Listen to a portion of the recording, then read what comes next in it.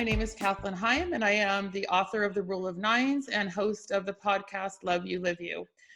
Today, I'm interviewing somebody that I'm really super duper excited to have on my podcast show. I've been talking with him for a while after I met him in last September, and I couldn't help but really I was really drawn to him from the moment that I met him. And after you watch this show, I know that you're all going to feel exactly the same.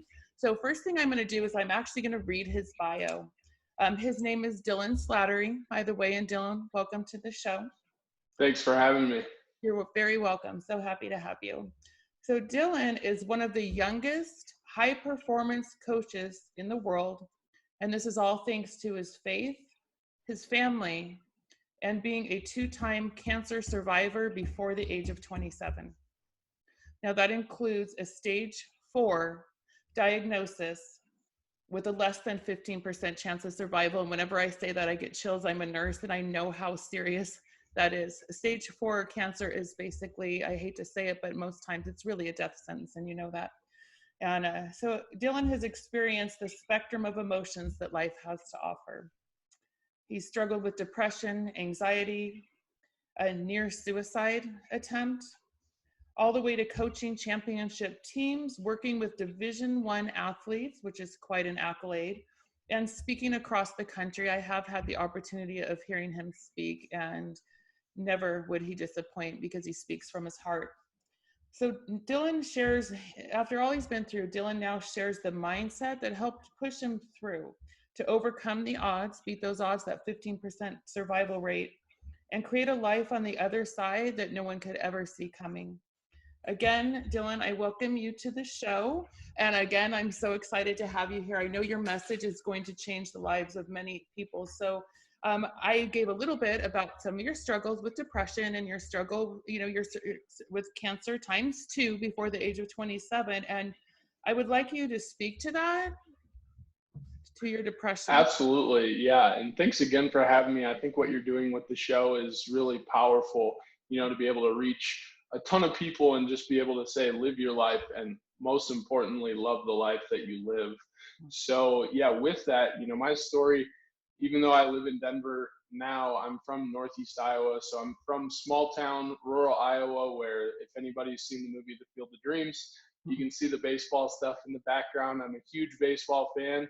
Self-proclaimed world's biggest Cubs fan, but the game of baseball has taught me a lot of lessons, many of which I speak to, whether it's in coaching or speaking on stage or on my own podcast. So really, my story begins even before I was born. Suicides played a very large role in my life.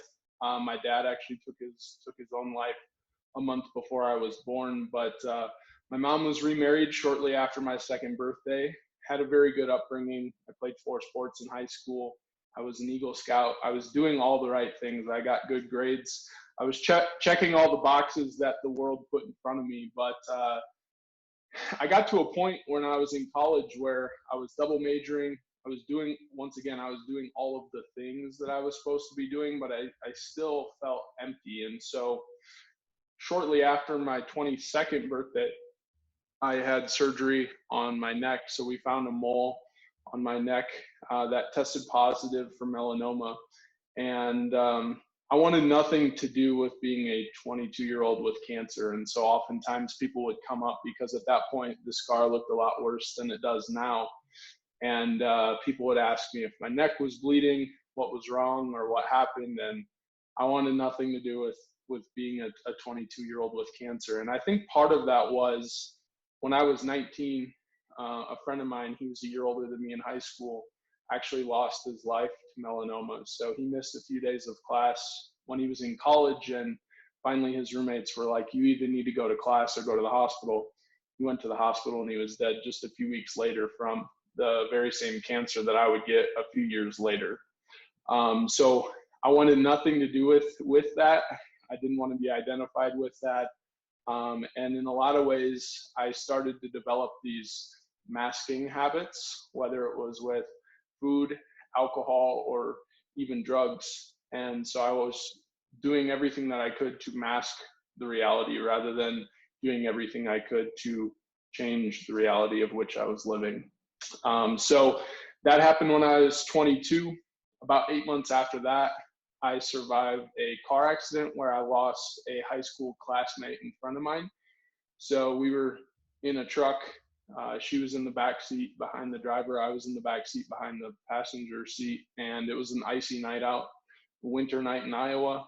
We crossed the center line, hit the ditch, went into this field, and then we hit this embankment, which caused the truck to roll, we think upwards of 6 times. And so when it came to a halt, she was pinned underneath the truck. And so I pulled her out from underneath the truck and did CPR on her and couldn't save her. So that left with that image at that point in my life was probably the last thing that I needed, but it left me with a lot of survivor's remorse, you know, wishing that it was me that would have passed instead of her, angry, asking a lot of questions, why me, but very much focused on me, you know, why is all this stuff happening to me? And so I continued that, I would say, selfish approach rather than turning it out to others, and things only got worse. And so the worst place you can be is in your own mind when all of those things are going on.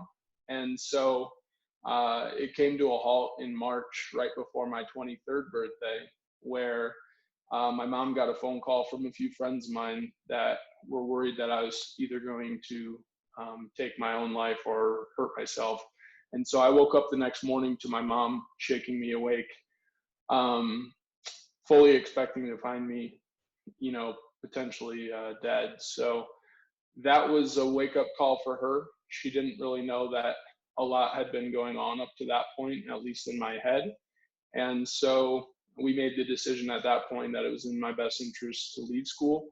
Fortunately, I had worked hard enough and done well enough to where I could graduate basically on the spot because I had enough credits. And so I went home, did what I knew how to do best, and that was coach baseball. It kind of got some normalcy built back into my life. And then just when I thought I was getting back on the right track, that September, I was at an Iowa football game, and I woke up that morning with a golf ball sized lump that showed up overnight. And so I knew something was wrong at that point, just didn't know how bad it was. And we went back up to Mayo Clinic where I had the surgery done. And that's when we found out that I had tumors in my liver, lung, neck, and 3 tumors in my spine. Wow. You know, I've heard this story before, Dylan, and every time I hear it, it's all I can do to keep from, you know, having tears, because that is so much for someone to endure. And at such a young age, from age 22 to 23, everything that you've talked about. And one thing that really resonated with me is how on the outside you appeared fine, but you could never let anybody know how you felt on the inside. And I'd like to touch on that just a little bit, because so many people have been in your shoes, or they are in your shoes, especially right now, given the state of the world, so to speak, with this pandemic. And people have lost their jobs, they're depressed, they have a lot of things to be worried about, so to speak. And I think a lot of times when somebody is feeling really bad inside, they keep it inside. So it doesn't matter how many friends you have on your phone, how many friends on Facebook or Instagram, when you're in your head with that depression, you truly keep it to yourself. So how did you, I know you said that, you know, it was a wake-up call, but were you able to start, you're able to start talking about your feelings of depression, and you said that you even considered taking your own life. How did you get to the point where, other than just your mom, your friends saying something's going on and your mom shaking you in the morning, but to actually even go there and to bring it out to the world and use that, you know, to help others identify and to help others realize that there is much more to life than that moment, which we're going to get to in a moment. But how did you get past that feeling of holding everything inside and allowing it to come to the surface? Yeah, I think for me, things definitely got worse before they got better. So that period of time was about 18 months from the time that I had surgery until the time the cancer returned.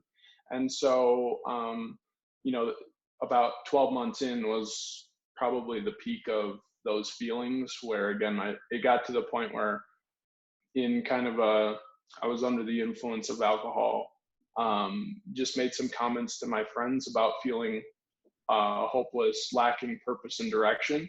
And that's what caused them to reach out to my mom, and thank God that they did. But I think what really turned the corner for me, honestly, was my cancer diagnosis, because I wasn't willing to accept help leading up to that point. But when you're in a position where every bodily function that you take for granted is taken away from you, and you need help doing, whether it's unhooking 20 different cables so that you can get up and walk to the bathroom, or, little things like that, help bathing, things of that nature.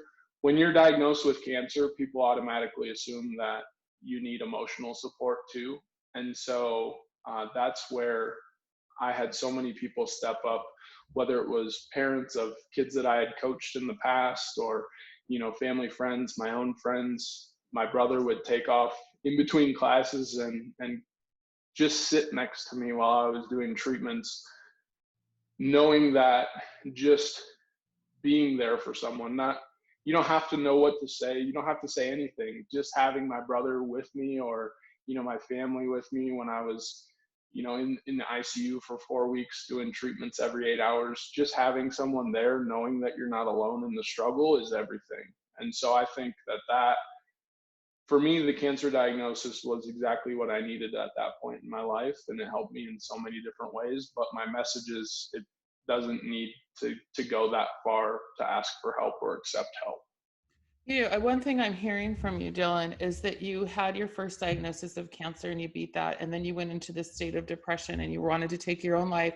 And now you find yourself just months later fighting with everything you had for your life, a complete turnaround.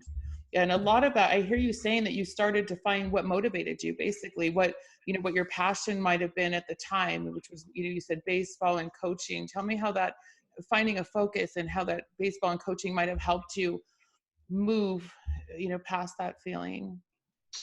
Yeah, so I was coaching through all that, and that's one thing that I've always done is tried to use the gifts that I had and pour them into other people, learning from my mistakes and helping them accelerate that process of growth.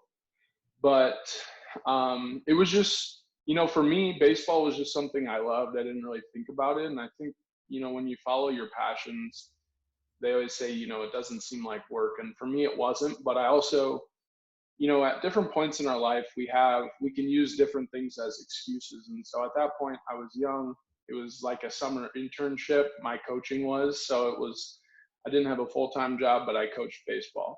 And so for me, I was able to do that. It's not something that's available to everyone. And I didn't even realize the power of what I was doing until I was the one that needed coached, and I was the one that needed help. And so whether it was my head coach who, coached me through my own cancer journey, and then within a month of me being declared no evidence of disease, he was diagnosed with glioblastoma. And so, he coached me through those 5 years when I was on his staff. And it wasn't just about baseball. It was about, supporting me through that journey, because he knew full well that, like, he had made mistakes along his journey as well. And so he can relate. And I think that's the gift in all this, is it doesn't matter exactly what we go through. It's the feelings that the what creates. Adversity feels the same no matter what it is. It tests us to our core. It really tests our identity and tests who we truly believe ourselves to be. And it can shake us to our core and really help us in a lot of ways realign those pieces that we thought were important. Suddenly they go to the bottom of the list, and the things that we took for granted, like our family, our friends, and our support circles, they go to the very top. And so for me, I think that's what adversity does, is it shows us what's truly important, but also it shows us and gives us some direction. Because once we know what we value and what's important to us, we can get a sense of direction in our life. And then it just becomes a matter of, putting in some activity and some effort in that direction, and the picture starts to get a little bit clearer. Yeah, no, that makes a lot of sense. A lot of times, the hardest part is determining, like I talk about in my book, is your what. What is it that matters to you? What's important? Because we are, like you said, you checked all the boxes that resonated with me. On the outside, you were all the things that society tells us we should be. However, that wasn't fulfilling you inside. So a lot of us do that, and that's why a lot of people end up in a similar state. Maybe they have adversity, but maybe it isn't a cancer diagnosis, or holding a friend during their tragic death, but it's adversity, whether it's a breakup, whether it's a financial ruin or something. And really, if you know what's important to you, I feel once you identify that, and I don't know if you agree with me, once you identify what it is that's important and you start taking action, like you said, you mentioned, you start working in that direction, and that things start to turn around and things start to change. And I'm wondering, what advice would you give others that are going through adversity in their life? Again, maybe it's cancer, maybe it's not, but what advice would you give for them to get to the place where you are? How did you dig inside? How did you figure it out? Yeah, I think, for me, I think the best way to describe it is when we don't ask ourselves those questions, basically we're just floating down the river of life, the piece of it's the path of least resistance, and so we just take whatever comes to us, Right. whatever comes easy, and we do just enough to get by. We take a job that may not be ideal or what we truly have passion about, because it'll get us by for now. And then the world offers us, it tries to cut a lot of deals with us, giving up our dreams for complacency, comfort. And but I think really when we know what we value, we're going to be less likely to settle for less. We're not going to settle for comfort and distraction. We're going to be looking and seeking for meaning and fulfillment. Mhm. And so when we can start to set the bar a little bit higher, and that's been a huge thing for me, is once I started telling people where I was going and what I was doing and how others could help me, all of a sudden, you know, people would come up to me and like, hey, I want to introduce you to so and so or this person or that person. They'd be they'd be good for you to know in this capacity or that capacity that can, help accelerate and get you further down the path. And so my advice to people would be really take some time to consider what it is that you want and what's important to you and who's important to you. Because once you have those questions answered, again, your direction will get a little bit clearer. And then once you have a sense of direction, you can start to say, hey, who's a little bit further down that path? How can I connect with them, see what their advice would be? Um, and then they can start to help accelerate you down that path. And so it's not settling for less. It's like, how can I get to where I want to go a little bit faster? And then you're going to make mistakes, and that's part of it. But I think our relationship with failure is another lesson as well. Absolutely. I don't like to look at them as failures. I think anytime you fail at something, it's an opportunity to grow and be better than you were before. If you just, like you said, float through life down that river, the path of least resistance, and you don't ever have resistance, you don't really go. You just float down till you're at the end of the river, the end of life, so to speak. And then that's a lot of times people are, I've seen, being a nurse, I've seen a lot of people who are unfortunately taking their last breath. And that's something that you hear over and over again. What did my life mean? I Yeah, didn't do what I wanted to do. I didn't know what I wanted to do. And it's really sad to see people in that situation. And I understand that you won't be in that situation, and you're encouraging others to find that purpose in life and to work towards it, and help find others, have others in your life that will help leverage you, each other, support you, and build you up versus tearing you down, because we have those types of people that don't like to see others succeed, and stay yeah. away from them. I was going to ask you, like, who or what has influenced you the most and why? And I know we had, you had mentioned to me, and I haven't heard the whole story behind it, but your dad and your baseball coach. Now, I've heard a little bit about your baseball coach. You want to speak to either one of them and how they may have influenced you? Yeah. So, yeah, my dad has his own story, and I think there's always two ways that we can take things. And so, you know, his dad left my grandma when my dad and his brother were under the age of 5. And, my dad didn't have a strong father figure in his life. And so that's ultimately the pattern that I'm trying to break. But, there's no hard feelings towards my grandfather or my dad or anything like that. It's, I've truly gotten to the place where after a lot of introspection and thought that each one of these things, again, we can use them as an excuse or we can use them as motivation. And so that's the path that I've chosen to make. And so my dad didn't have a strong male role model in his life. And I think it definitely affected him. But, he never learned how to deal with failure or his perceived failure. He thought it defined him rather than gave him an opportunity to grow. And so there wasn't a whole lot of growth. If you don't see it as an opportunity to grow, you're not going to grow. You're just going to stay in that vicious cycle of these failures or hiccups define who I am, and I'm nothing more than my failures. And so, at some point you get to the point where you think that all of those things define you and that you're a burden to those around you. And I'd like to dispel the notion that suicide is selfish, because when you're in that thought process, it's anything but that. Well, really what it is you see yourself as a burden to those around you, and you feel like it's the only choice you have to relieve that burden.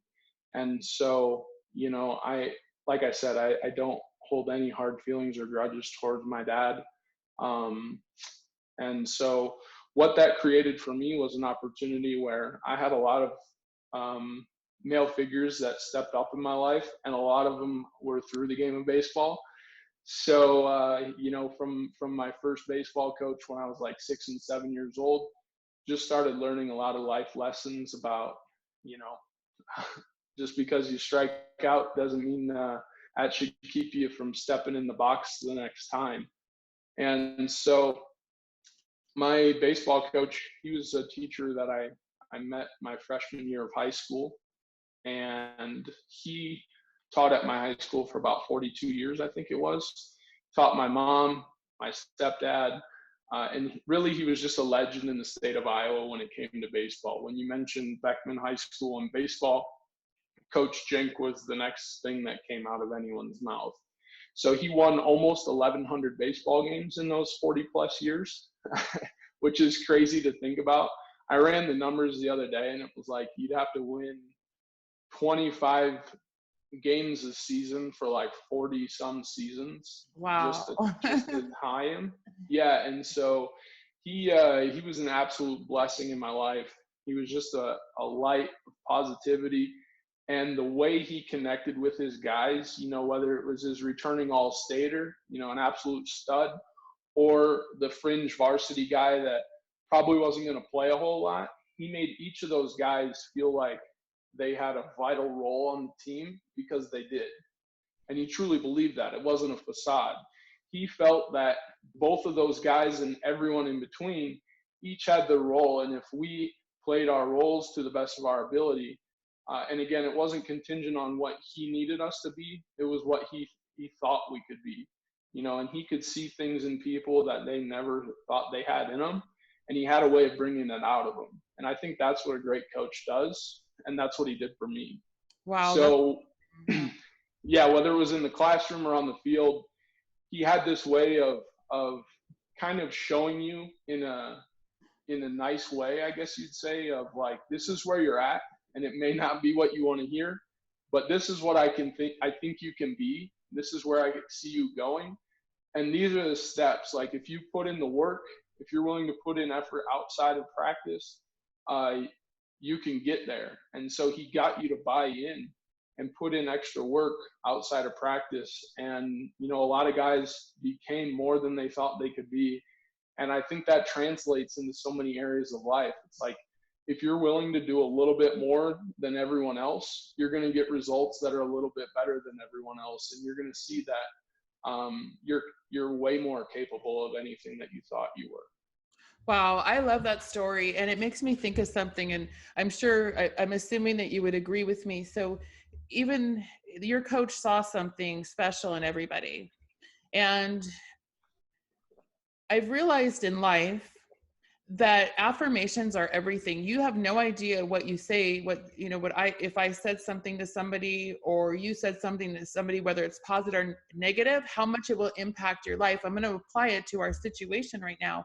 So having someone believe in you when you don't believe in yourself, just hearing somebody say one time, well, let me ask you, what position did you play so I can I incorporate was this? the catcher, smartest player on the field. There you go. Not the pitcher. Nope. The pitcher and the catcher, they work together. They're a team. But if people, by their words, people have to be very careful, in my opinion, with their words, because you can make or break somebody's moment or even their life. For instance, we never know what somebody's struggling with on the inside. You said you've kept it on the inside. I've been through the same thing. Nobody would know on the outside that anything's going on, that of my feelings of, depression or anxiety. And if somebody believes in you, like your coach believed in you, and apparently many, many others over 42 years of coaching, and they say, you know what, Dylan, you're an outstanding catcher. I see your talent. Then you move forward and you move forward with that. Or if somebody says, you're really good at math, you never thought you were good at math. Inside you were thinking you were stupid. And all of a sudden you think, you know what, I'm really good at math. You start to believe it. And then you become a mathematician or a math teacher or something. And it can go the opposite way. If somebody were to say, you know what, Dylan, you're really not that good at, not that great of a catcher. Maybe you should try, um, you know, getting the balls or, give the Yeah. bats in the dugout, something that's Yeah. very extreme. But what I'm saying is our words are so influential on other people's lives. So affirmations can change somebody's life path. Somebody said something to me once when I was younger that changed my entire life for the better. They believed in me when I didn't feel like I was believed in, and it changed my whole life path. And on the flip side, somebody had said something negative to me once at a very young age that I could never let go of, because in our minds, sometimes we believe those things. So I love that your coach did that. And I know the kind of person you are, and you bring that into everybody's life, everyone that you come in contact with. I'm going to tell all the viewers this: if you meet Dylan, he's like no other. He really has a light within him that shines so brightly. And I don't know if it's from everything he's been through or just his attitude of overcoming. And you talked about failures. You talked about your father and the depression and feeling like he was a failure, and how suicide isn't selfish. I agree with you. It's not selfish. People are in pain, and unless you've been there, you have no idea what it feels like. And you do feel like the world's better off without you, because that's how poorly you think about yourself. When you talked about failures, though, and learning from your failures, I want to know, have you ever failed anything, Dylan? You seem Yeah. to have it all going on. It's easy to say that now, but I think, just to kind of finish up with a few of what things that you touched on there is, I think what coach did better than anyone was identify strengths. It's easy to say like, you're good at this or you're bad at this, but what does that mean?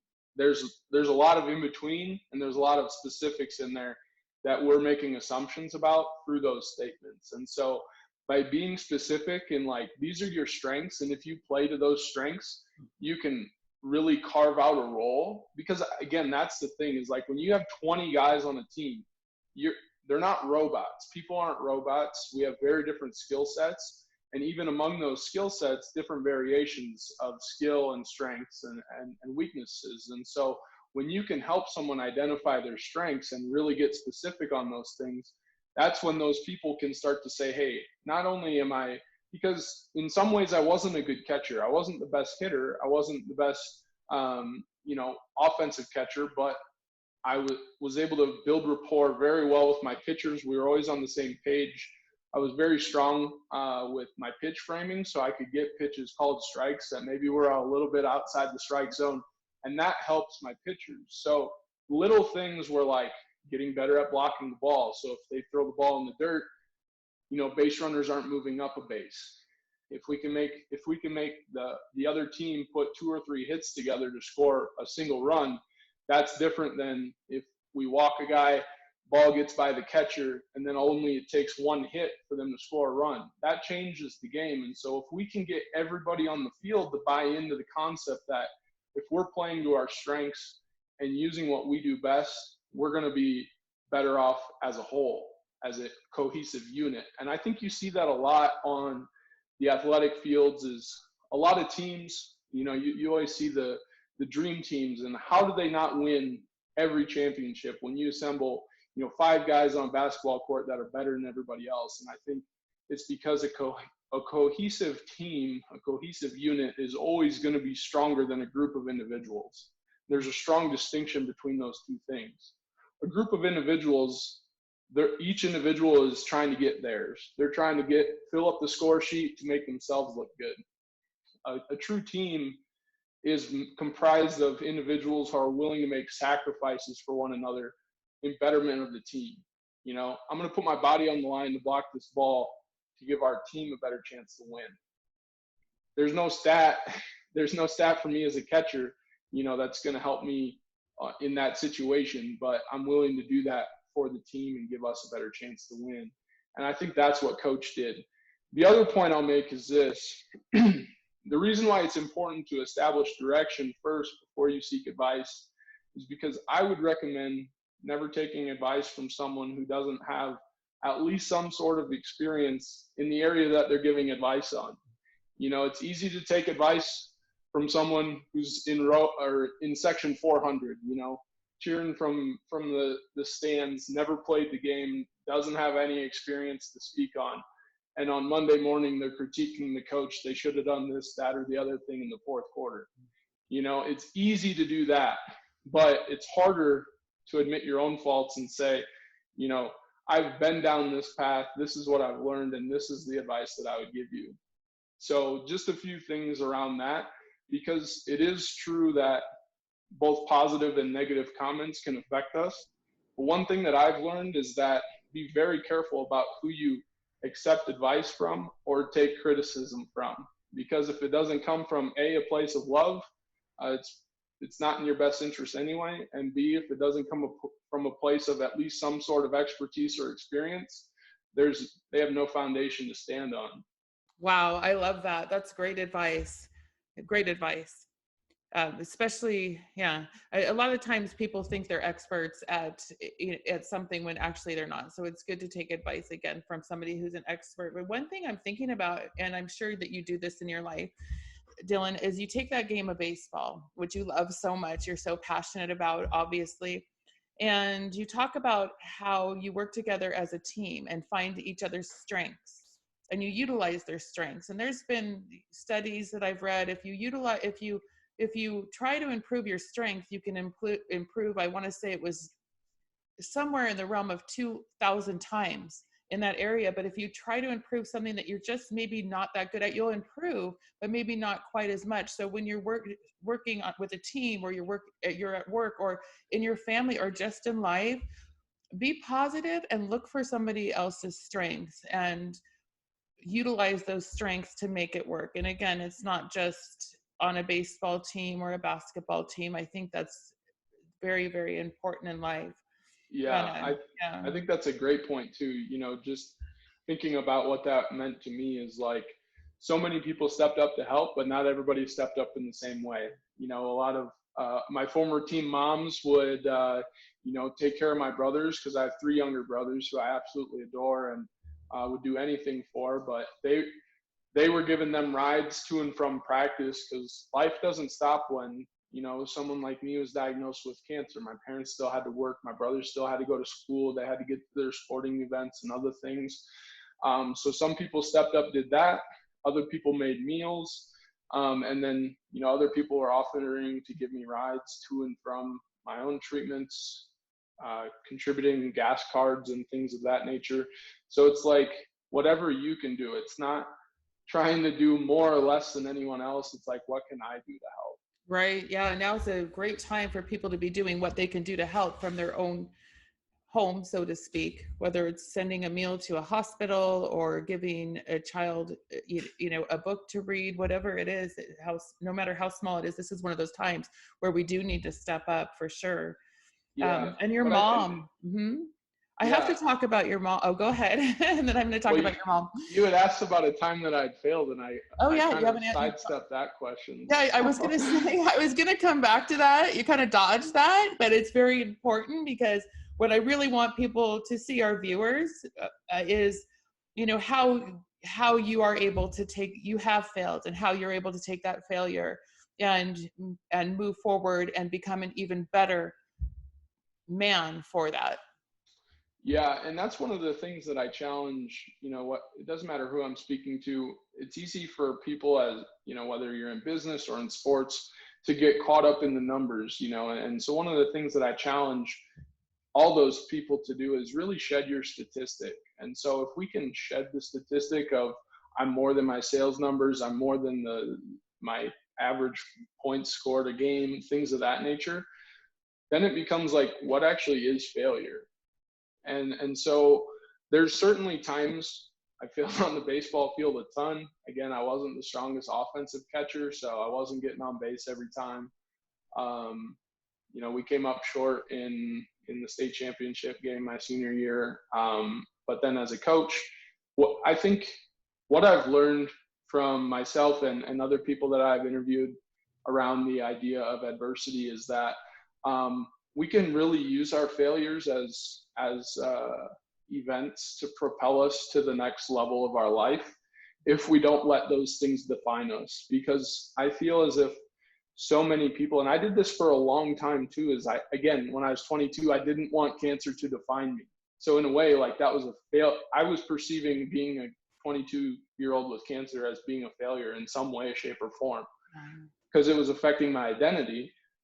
But now, I'm able to talk about that from a place of love and say, cancer was the best thing that ever happened to me, and this is why. That doesn't happen overnight, and it takes a lot of introspection, but we can, honestly, our mind and the story that we tell ourselves is everything. We can literally turn those failures that we once saw, what we once saw as failures, what we once defined ourselves as, whether it was an abuse victim, whatever the case may be, paralyzed from an event, whatever it was, whatever event happened to us, we can turn around and use those things as a gift. And more often than not, the story that I hear from the people that I've talked to is that they did that by sharing their story with other people, because all of a sudden those people that they're sharing their story with don't feel so alone. And so that's where we can use that gift as a mutual connection to say, you're not alone. I don't know exactly what you're going through, but I've been through something similar. And if there's anything I can do to help, I will. So, whether it's on the baseball field, people who have been through traumatic events, I have the car accident where I can relate to that. There's a lot of things that I can draw on with, my dad and losing his life to suicide, where I can connect with people and really get them to open up and share some things. And once we start to share some things and develop some rapport, that's where that coaching relationship comes in, where, it's more than just like, yeah, I've heard this story before, but it's like, how can I take this story from, I'm the victim in this story, take the pen, cross out a few words, change them around and say, this was a gift. And now I can give it to other people. I love that. I always think of something similar, Dylan. I'm not a victim, I'm victorious. I cross out the word and change it into victorious, because there's power in that, there's power in not being a victim. And I feel like if you even decide that you're a victim, or you decide that you failed, then you've taken away some of your strength, and you've taken away some of your power. And you look at some of the most successful people that have ever lived have had failures, many failures. I like to think of just the basic one, Thomas Edison. I think the light bulb was his 1001st invention, because he failed many times. I can think of so many stories, and I don't want to bring those up now because we're talking about your story, but I agree with you on that.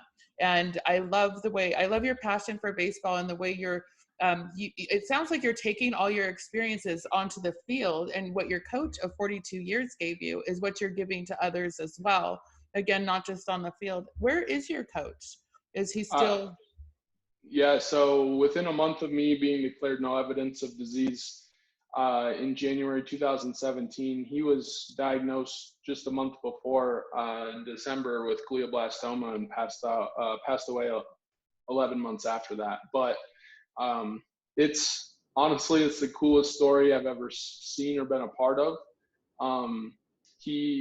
On Christmas Day, he went down to the floor to play with his grandson, and all of a sudden these stroke-like symptoms set in, and it was because he had a glioblastoma, is cancer in the brain, and so he had glioblastoma in his brain, and that's what was causing the short-circuiting on the left side of his body, is because the tumor were in the right side of his brain.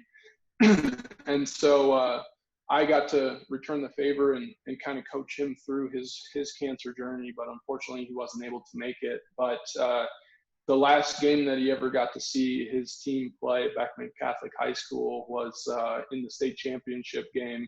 They brought him down in a bus, and he got to sit up in the press box. So he didn't actually get to coach on the field that year, even though, December we were gearing up for spring practice and ready to roll again.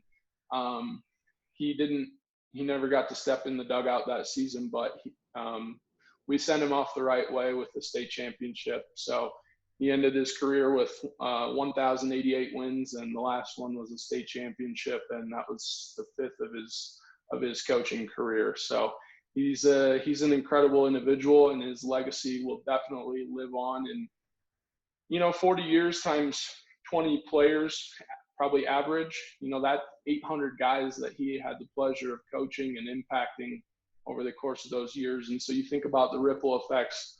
I'm just one of those 800 that's continuing his legacy and making an impact with that. But I think one of the biggest things that he taught each and every one of his players was the power of belief. And so you talked about affirmations earlier and the importance of that.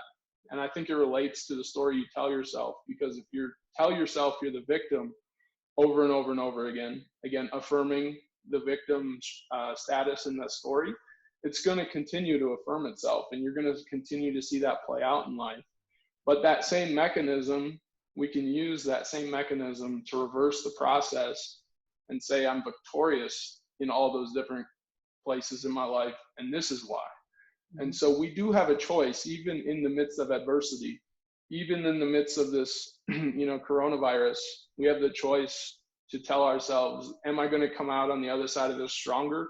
Or am I going to use this as an excuse to say, hey, I can sleep in this morning. Hey, I don't have a way to work out. Hey, I don't have an opportunity to do this, that, or the other thing. Or I can create those opportunities and make it happen. I hear you say that over and over, creating your own opportunities, making it happen, taking action.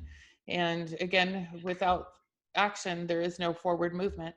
And again, you mentioned it lots of times. I'm just curious, Dylan. So what are your goals and your future plans? What are you doing now, other than, I know your baseball stuff, but what are you doing as far as speaking and, again, your goals and future plans?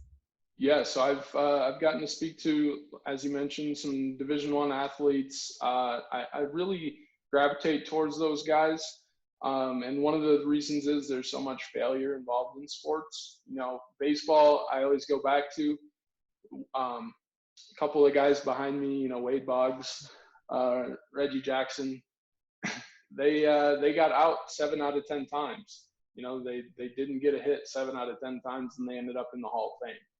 So if you choose to look at the 7 times that you didn't get on base, they're all failures. But any baseball fan would talk about those guys, and failure would not be part of the equation. And so again, it's like I was given 15% chance of survival.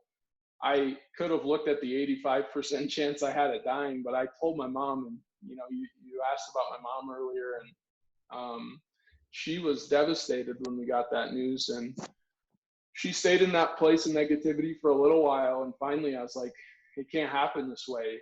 She's always been my biggest cheerleader, and I can't have it any other way. So her and I actually got into a stern talking to where I told her, like, I only need 1% chance. 1% chance is all I need. They gave me 15. So we're either going to choose to look at that and, move forward, or you're going to have to get off the bus. And so one of the gentlemen I interviewed for my own podcast was John Gordon. He's a best-selling author, and he wrote a book called The Energy Bus, and it was all about controlling the people that you let on your bus. And one of the people in the book is what he calls an energy vampire. They suck the energy out of people.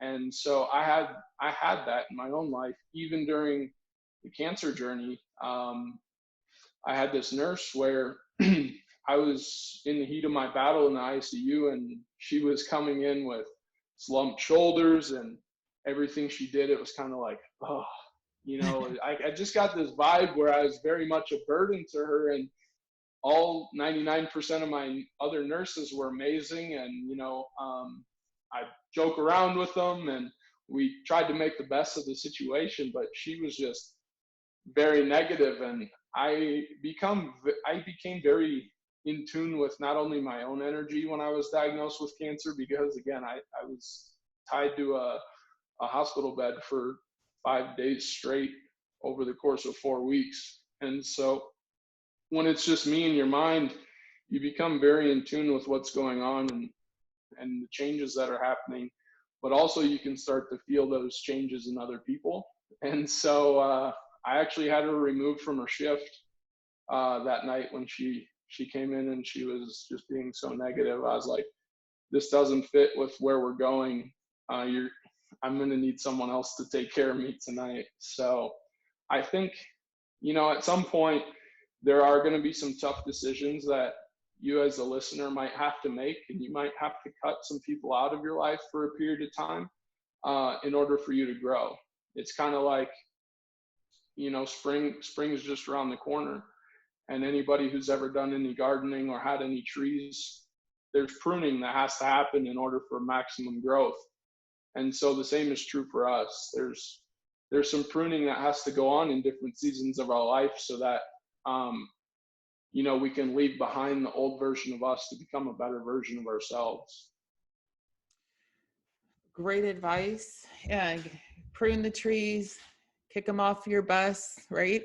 The energy vampires. Yeah. No, there's definitely an art to it, right? Like you have to be able to say that it's in my best interest, and I think it's in your best interest, where right now we go our separate ways. It doesn't have to be this talking down to, but yeah. No, I agree with that. I think for myself personally, we identify in a lot of different areas, Dylan, and I've had to go through those phases in life where you need to let go. And again, you let go with as much love as you possibly can and move forward and wish everybody well. But it is important. And, one thing it's kind of harsh, but I've said this before, if someone's not your teammate, they may be your opponent. So you have to be careful. So not necessarily that it has to be that black and white, but be mindful of who's in your life and how are they adding to your life, or are they taking away from your life? As you said, like an energy vampire. And you find that there are people, if you're not in tune, that really can take a lot of your time and energy, and it isn't in your best interest. So that's really great advice to give people. I know. Yeah, I asked to that point, you might not even be playing the same game. So it's like, yeah, go play your game. Right. I'm going to go play my game. Exactly. And again, peacefully, hopefully. Sometimes it's not always that easy, but again, we all have to make those decisions in our life in order to move forward. We can't have a bag of rocks. We can't move up a hill very easily with a bag of rocks. So you got to let those rocks go in order to move up. And I did ask you about your goals and your plans, and you kind of dodged that one too. Well, I want to continue to speak to athletes. I've gone into more from a day-to-day standpoint into sales. So now I've used my story in that area too, where I'm helping people get access to the drugs that they need at an affordable price point, so that they can continue to adhere to those medications and things of that nature. So from a day-to-day standpoint, I'm doing sales, but it's also allowed me to add more skill sets. So that's just one of the things that's helped me get to where I'm at, is I've added a lot of different skill sets, whether it's being able to host a podcast, speak on stage. Now I've learned how to do sales. I can coach baseball. I umpired baseball. A lot of different things, but one commonality is I just truly enjoy working with people. And so as far as where my goals are, I want to be a best-selling author. I want to be an international speaker and a top podcast host, and just impact as many lives as I can with not only my story, but the people's stories that have impacted me. So Dylan, while you were talking earlier, and you were talking about your coach and how he coached you and was there for you when you were inpatient with your cancer treatments, and then you did the same, and unfortunately, he wasn't able to survive his cancer. And the impact that he had on 800 young men yeah. is astronomical. You said you're going to write a book, and I can't wait to read your book.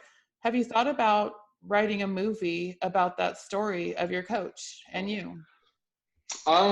Yeah, I mean, interestingly enough, on my own podcast, I interviewed a gentleman whose story is somewhat similar, but different. The movie is called The Final Season. And, that's a perfect title to Coach Jenk's story as well, as The Final Season. It was perfect ending to his final season here on Earth. But, yeah, I've thought about it for sure. It's a story that needs to be told. And, not to brag on my coach a little bit more, but he was also a teacher. And so, he probably taught a few hundred students over the course of those few years too, each of those 40 some years, and so when you start to add those numbers up, the number of lives he impacted, in the classroom and on the field is, I mean, now we're talking hundreds of thousands, either directly or indirectly. I think that would be a fantastic movie and a great way to remember him and a great way for you to get your message out and to many, many people. So I know we're coming up on an hour, which seems, I just looked and it's been almost an hour, which I can't even believe. So I would like you to let listeners know, how can they get a hold of you? Yeah, so I can be reached anywhere on social media. Dylan Slattery, spelt like Bob Dylan, so Dylan Slattery, Slattery. Have my website that you can check out. It's called Stage 4 to On Stage, and that's the name of the podcast too. And so, our whole core theme is that adversity is this universal experience that can not only unite us, but transform us into the people, teams, and organizations that we are meant to be. And so I've interviewed everyone from like a Rwandan genocide survivor, someone who was paralyzed playing football, to, a woman who had gone through tons of abuse growing up and leveraging that into where she's at today as a successful author, speaker, and yeah, it's been very interesting, and I've learned a ton. It's given me a chance to network with some speakers who are doing this at a much higher level than me. And again, it's just a chance to learn from their mistakes and try and accelerate my own growth path. Well, thank you for sharing that. And for all you viewers, listeners, please take the time to check out Dylan's podcast and his book when it comes out. Again, he's interviewed a lot of phenomenal people, and he's more than phenomenal himself. So I'm really thankful, Dylan, that you're on this show today. It was great to see you. You're such an inspiration and a motivation for so many people, and you've been through so much. And it just gives me chills every time I hear your story, because nobody should have to go through that much in their life. But you've turned it, you've made those, what you call a failure or a negative, into a positive, and you've ran with it. I have one question less to ask you. It's my signature question, so I ask Yeah. the Love You, Live You podcast. How do you love you, live you? Yeah, to your point, I think, so often we talk about what we can control and what we can't control, but even just to break down that language a little bit is like, what can we control in that scenario? No one should have to go through, some of the things that you or I have had to go through. But the one thing that we can control is that no one should have to go through those things alone. And I think that's why we're here. And that's why we're doing this podcast, is because we've learned to, live our own lives and love the life that we live. And now we're trying to help other people do the same. So I would challenge each and every listener here today that, the life that you're living right now is not the life that you have to be living a year from now, 2 years from now, 3 years from now. 3 years ago, I was a stage 4 cancer survivor that didn't have a full-time job and had never been paid to speak. And now, I've moved to Denver, which is where I wanted to live, even though I'm more likely to get skin cancer back. There's plenty of reasons why I shouldn't be living here and doing the things that I'm doing, but I'm choosing to look at the reasons, that do align with where I'm going and where I want to be. So don't look at the reasons not to, add up the reasons why you should, and go after it. That my sentiments exactly. Don't look at the why not, look at the whys. And again, thank you, Dylan. I want to send a message to all my listeners right now, my viewers. Right now, we are going through a lot of hard times, and let's try to keep our head up, have faith. You can get a hold of me on my website at www.loveyouliveyu.com. I have an email address on there. You can send me an email, and I promise that I will get back to you personally. Again, www.loveyouliveyu.com. And thank you, Dylan. I look forward to everything that you have up and coming. And I'm really, really appreciative that you took the time to talk to the viewers on this podcast. Thanks, Kathy. I'm better off from, I'm a culmination of everyone that's ever been a part of my life.